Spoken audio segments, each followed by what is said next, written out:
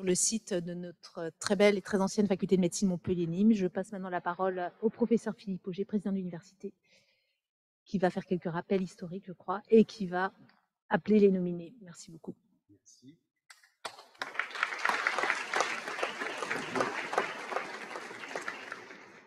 Bien, merci Madame la doyenne. Aujourd'hui, on s'est succédé dans les discours, puisque ce matin nous étions ensemble à Nîmes, donc pour inaugurer les locaux réhabilités et l'extension donc de cette faculté de médecine de Nîmes, qui fêtait aussi ses 50 ans. Bon, les Montpelliérains vont dire 50 par rapport à 803, bon voilà, on a largement gagné, c'est un peu comme au rugby.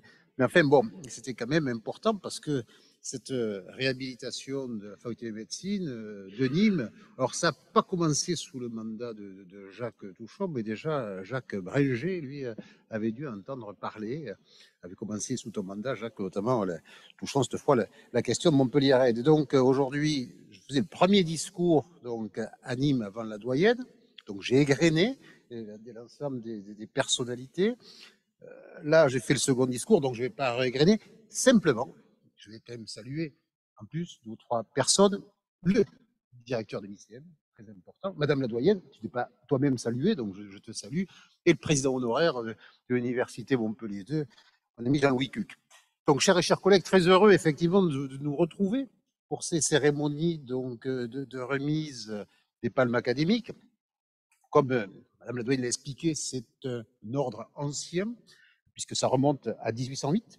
C'est initialement quelque chose qui devait valoriser et reconnaître l'implication des membres de l'université lorsque ça a été créé. Et puis, avec le temps, parce qu'il convient quand même de souligner, le premier élément, c'est la permanence des palmes académiques, puisque cela a traversé 2 empires, cela a traversé une restauration, 3 régimes monarchiques, 4 donc de fait républiques. Donc cela montre finalement que là, les palmes académiques, eh bien, est quelque chose qui marque au terme de la valorisation, hier de l'instruction publique, avant-hier donc de l'éducation, mais aujourd'hui de la sphère éducation nationale, enseignement supérieur et recherche. Une distinction, comme Madame la doyenne l'a évoqué, très ancienne, qui a survécu à l'ensemble des régimes politiques qu'a pu connaître la France, et puis également qui s'est structurée donc avec le temps. D'abord, une ouverture au-delà des simples enseignants. Je dis simples enseignants, on est pas mal, chers collègues. Au-delà donc des enseignants du supérieur qui s'est ouverte sur les enseignants du second degré, sur les enseignants du premier degré, et puis également donc qui s'est ouverte aux chercheurs, qui s'est ouverte également donc à l'ensemble des personnels administratifs, techniques de soutien, montrant par là même donc l'ensemble de l'instruction publique hier, aujourd'hui, de l'éducation, de l'enseignement supérieur, de la recherche. Et je me permettrai de dire que cet ordre, il a été structuré en 1850, donc à travers 3 grades, chevalier, officier, commandeur. Et en 1963, quand le général de Gaulle a voulu faire de l'ordre dans les ordres nationaux, justement, qu'il en a supprimé une série pour créer l'ordre national du mérite, eh bien, il a maintenu l'ordre des palmes académiques, témoignant par là même de l'attachement de la nation donc à celles et ceux qui œuvrent pour l'éducation. Donc chaque année, il y a des collègues qui sont nommés dans l'ordre des palmes académiques, et pour la faculté de médecine, eh bien, nous allons aujourd'hui honorer 3 personnes qui n'ont pas été nommées au titre de la même promotion, mais contexte sanitaire oblige, on a décalé toute une série de cérémonies. Donc aujourd'hui, eh bien, nous honorons des collègues de promotions différentes, mais finalement, même un petit peu. Avec Jean-Luc Lemoine, Vous avez Zoom là qui. Voilà. Donc, qui ont un petit peu attendu, qui seront donc de fait honorés. Alors, je vais commencer par la première personne que nous honorons aujourd'hui, qui est Madame Martine Bonnefoy. Et donc, je l'invite à me rejoindre. Mais si vous voulez.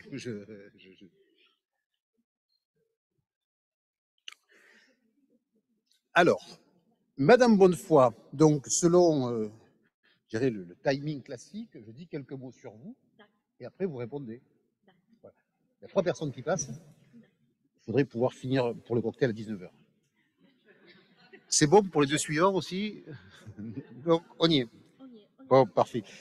Madame Bonnefoy, originaire de Mende, et donc finalement un attachement à cette région, ce côté donc est de l'Occitanie aujourd'hui. Vous êtes aujourd'hui donc gestionnaire administrative et financière et responsable du pôle gestion recherche à l'unité pédagogique médicale, et ceci donc depuis 2010.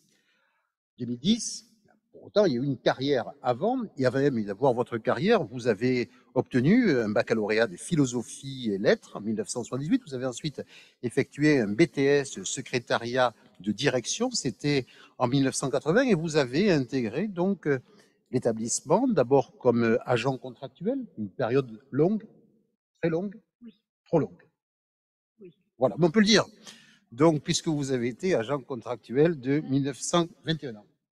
Voilà, de 1982 à 2003. Et ensuite, vous avez été intégré comme adjoint administratif principal de deuxième classe et puis de première classe, donc par tableau d'avancement.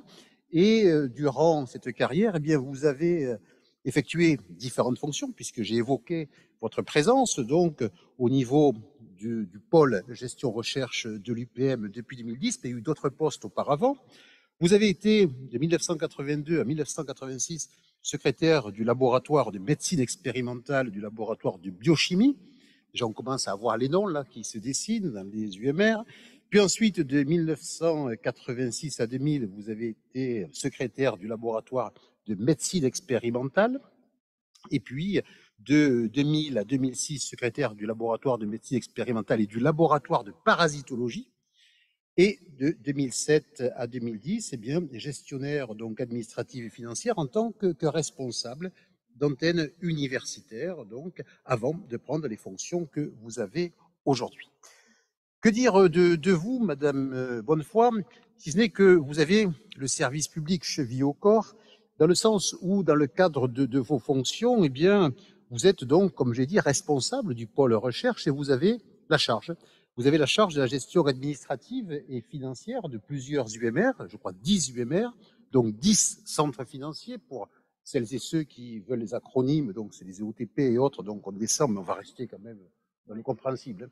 Voilà. Donc, et ce pôle mutualisé, parce que c'est aussi une force, donc cette structuration, un pôle mutualisé est unique dans l'université au vu notamment de ses prestations qui sont reconnues pour les structures de recherche donc qui composent ce pôle, et c'est aussi un atout pour l'établissement du fait aussi des nouvelles stratégies déployées en matière de recherche. Et donc ici, vous avez la gestion donc en premier lieu d'une enveloppe budgétaire relativement conséquente. Alors il y a 10 UMR, j'entends les directeurs d'unité qui me diront que c'est passé, mais vous gérez quand même un budget d'environ 3 millions d'euros, hein, qui correspondent donc à ces structures de recherche qui regroupent donc au total 150 chercheurs, des anciens chercheurs, des doctorants, postdoctorants et masters. Également, à ce fait, vous maîtrisez l'ensemble des outils informatiques, les techniques de la gestion, du contrôle de gestion. Vous avez, m'a-t-on dit, un sens de l'écoute, un sens de l'analyse, et donc il y a aussi avec vous une personne qui peut être de bons conseils, de conseils avisés dans la gestion financière. Au-delà de ces questions de gestion financière et de gestion aussi, tout simplement, eh bien, vous avez su développer et déployer des compétences organisationnelles, dans le sens où vous avez eu et vous avez encore, chers collègues, en charge l'organisation de meetings, des meetings européens, de meetings internationaux, environ 4 à 5 par an, et, je dois dire, un élément aussi qui est donc à mettre en avant, votre maîtrise totale, écrite et orale de l'anglais, même si, me dit-on, vous l'enrichissez régulièrement, et vous l'avez enrichi, vous l'enrichissez par des formations et des séjours à l'étranger, ce qui facilite à ce point donc votre compétence organisationnelle. Intervention aussi auprès des structures de recherche pour les visites, les accueils de délégations donc internationales, des chercheurs qui viennent donc effectuer des cours ou des moyens séjours. Vous avez également donc des compétences, je l'ai évoqué, budgétaires et comptables, puisque vous avez travaillé au-delà du suivi donc des 10 structures de recherche sur le LABEX, notamment le LABEX EpiGenMed, hein, où vous avez donc contribué à gérer des projets innovants. Vous avez également porté pour le compte donc, de l'ensemble de ces structures de recherche 5 projets déployés dans le cadre de l'initiative MUSE depuis donc 2017. Pardon. Et à ce titre, eh bien, cela aussi montre vos capacités d'adaptation parce que on dit souvent que tous ces projets qui résultent des programmes d'investissement d'avenir sont un petit peu des ovnis juridiques et comptables avec des règles qui leur sont propres, témoignant là aussi eh bien, de cette réactivité par rapport donc à l'ensemble de ces structures. Vous êtes, chers collègues, une animatrice disponible et autonome, m'a-t-on dit, de ce pôle de gestion. Autonome, on l'a vu, mais disponible aussi à travers vos capacités d'écoute. Vous avez également donc une expérience professionnelle avec un ensemble de connaissances acquises. Votre volonté donc de pouvoir transmettre ces compétences, ces connaissances à l'ensemble de vos interlocuteurs, y compris les anciens chercheurs qui des fois ne comprennent pas tout à fait. Ah, si, comprennent, d'accord. C'est bon. Et donc, c'est également à ce titre, et donc pour l'ensemble de vos activités que vous avez été proposées donc au grade de chevalier dans l'ordre des palmes académiques, avec une phrase de Madame Errada, donc, qui m'avait dit « Vous avez une conscience professionnelle forte, toujours avenante et très conviviale. Vous restez une personne très appréciée par vos collègues, par les équipes de recherche avec qui vous savez travailler en toute confiance. » Un grand sens du service public. Vous êtes un modèle sur qui l'institution peut compter. Et donc, il est logique que dans un ordre où il convient d'honorer l'ensemble de celles et ceux qui œuvrent au développement de l'enseignement supérieur, de la recherche aujourd'hui, innovation, eh bien, nous vous ayons proposé au grade de chevalier des palmes académiques que cette proposition ait été suivie en premier lieu par le rectorat, suivie en second lieu par notre ministre, et donc que je puisse aujourd'hui donc vous décorer. Donc, Madame Bonnefoy, c'est pour ça que j'ai demandé qu'on avance un peu le public.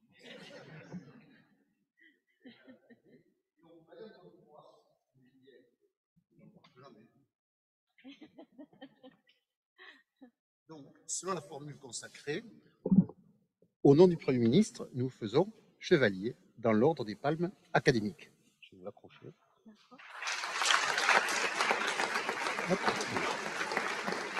C'est bon? C'est bon? Oui, voilà. Depuis le côté. Merci. Je vous laisse la parole. D'accord. Ah ben, je vais juste couper le son.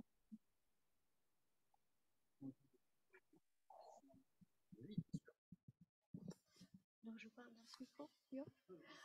Alors, merci, Monsieur le Président, pour toutes ces gentillesses que vous m'avez dites. Moi, ça va être un discours un peu moins administratif. Je remercie en premier Lionel Grolière qui a mis en place la visio qui va permettre à ma famille et à tous mes amis sur la planète bleue de me suivre et de partager avec moi ce petit moment d'éternité. Je vais d'abord remercier mes parents qui ont fait de moi celle que je suis, parce que sans eux, eh bien, évidemment, je ne serais pas là. Un petit clin d'œil à mon papa, qui était commandeur des Palmes académiques en son temps. Je les remercie pour tous les souvenirs qu'ils m'ont donnés, pour toutes les premières fois passées, présentes et à venir.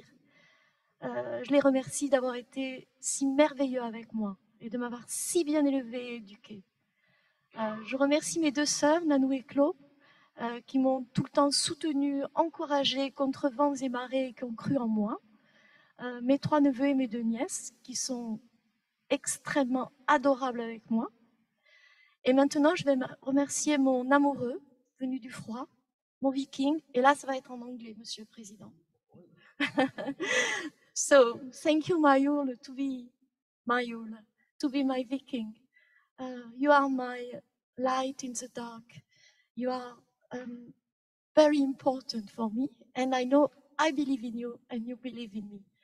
We share tears and maybe many laughs too. It is more important when we laugh than we cry. So I hope we will continue to laugh a long, long, long time. Thank you, Mayula. Thank you to Tina, my daughter-in-law, who is so marvelous with me. I think we will see you very soon in March. Thank you to Thomas, to Han, and to Henning, take care of yourself and your families. I send you many love and tenderness. See you soon. Je remercie ensuite mes collègues et amis de l'UPM qui m'aident, qui me soutiennent, qui m'accompagnent, qui sont tous les matins présents pour me dire un vrai grand bonjour, et je les en remercie, et le soir me dire au revoir, et je les en remercie également. Ce sont des personnes importantes sans lesquelles je n'aurais pas pu continuer pendant 2 ans encore à travailler. Je remercie toutes les équipes de recherche avec lesquelles j'ai collaboré et qui ont été tout à fait merveilleuses également avec moi. On a bien avancé. Toutes ces personnes m'ont enrichi de plein de choses, de plein de rêves, de plein de projets. Je remercie tous mes amis qui sont peut-être en train de me regarder en ce moment ou plus tard. En tout cas, tout ce que j'ai pu vivre avec eux, que ce soit dans mes voyages, que ce soit dans mes souvenirs, eh ben, je ne les regrette pas. C'était super, c'était vraiment très bien. Je continue à vous aimer, je sais que vous continuez à m'aimer, même si on ne peut plus se voir beaucoup. Je vais terminer, bien sûr, très tendrement, en remerciant Maria Ricardo et Hubert Taillade qui n'ont pas pu être là. Voilà. Je ne peux pas remercier Brad Pitt parce que je ne le connais pas, mais j'aurais bien aimé. Merci à vous tous. Au revoir. Merci beaucoup.